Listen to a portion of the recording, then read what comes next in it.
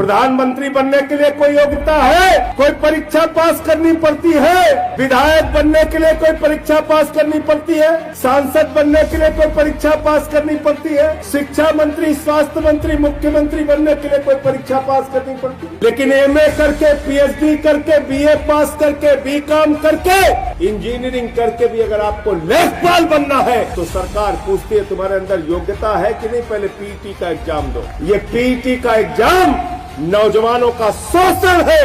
ये पीईटी का एग्जाम बंद होना चाहिए। हम कोई पीईटी का एग्जाम नहीं देंगे। तुम्हारा लड़का जैसा धनिया बेच के हजारों करोड़ कमाएगा, उसकी योग्यता नहीं चेक करते।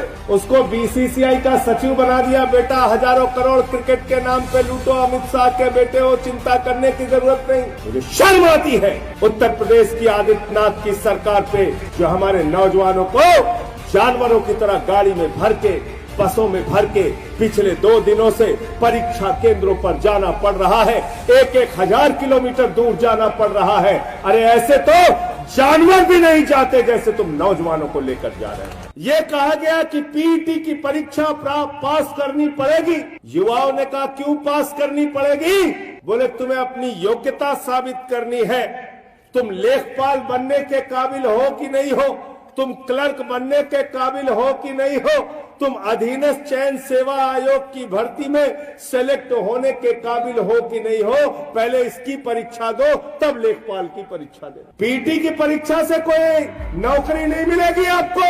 पीटी की परीक्षा से इस उत्तर प्रदेश के नौजवानों को अपनी योग्यता साबित करनी है कि वो लेखपाल बनने के काबिल है।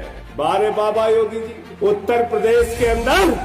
लेकिन अगर आप पूछे यूपी के मुख्यमंत्री की योग्यता क्या है, सरकार कहती है अंगूठा टेको तब भी बन सकता। पूछे शिक्षा मंत्री बनने की योग्यता क्या है, सरकार कहती है अंगूठा टेक है फिर भी शिक्षा मंत्री बन सकता। स्वास्थ्य मंत्री बनने की योग्यता क्या है, अंगूठा टेक है तब भी स्वास्थ्य मंत्री बन सकता। अरे उच्च शिक्षा का, विश्वविद्यालय का मंत्री बनने की योग्यता क्या है, अंगूठा टेक है फिर भी बन सकता है। सांसद बनने की योग्यता क्या है, डॉक्टर महेश शर्मा जी ने कहा अंगूठा टेक है फिर भी बन सकता है। अरे विधायक बनने की योग्यता क्या है, बोले अंगूठा टेक है फिर भी बन सकता है। अच्छा सब कुछ छोड़ो, प्रधानमंत्री बनने की योग्यता क्या, बोले अंगूठा टेक है फिर भी बन सकता है। प्रधानमंत्री बनने के लिए कोई योग्यता है? कोई योग्यता है? कोई परीक्षा पास करनी पड़ती है? विधायक बनने के लिए कोई परीक्षा पास करनी पड़ती है? सांसद बनने के लिए कोई परीक्षा पास करनी पड़ती है? शिक्षा मंत्री, स्वास्थ्य मंत्री, मुख्यमंत्री बनने के लिए कोई परीक्षा पास करनी पड़ती है? लेकिन एमए करके, पीएचडी करके, बीए पास करके, बीकॉम करके, इंजीनियरिंग करके भी अगर आपको लेखपाल बनना है तो सरकार पूछती है तुम्हारे अंदर योग्यता है कि नहीं, पहले पीईटी का एग्जाम दो। इसलिए ये पीईटी का एग्जाम नौजवानों का शोषण है।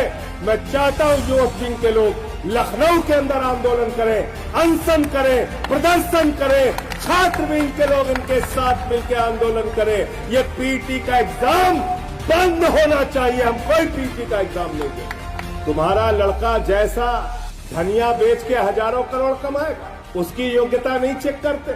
उसको बीसीसीआई का सचिव बना दिया, बेटा हजारों करोड़ क्रिकेट के नाम पे लूटो, अमित शाह के बेटे हो, चिंता करने की जरूरत नहीं। और किसान का बेटा, मजदूर का बेटा, मेरठ में रहने वाला, बागपत में रहने वाला, नोएडा में रहने वाला, गाजियाबाद में रहने वाला, उसको बलिया भेजोगे, उसको गाजीपुर भेजोगे, गाजीपुर वाले को गाजियाबाद भेजोगे, बरेली वाले को बलिया भेजोगे। मुझे शर्म आती है उत्तर प्रदेश की आदित्यनाथ की सरकार पे, जो हमारे नौजवानों को जानवरों की तरह गाड़ी में भर के, बसों में भर के पिछले 2 दिनों से परीक्षा केंद्रों पर जाना पड़ रहा है।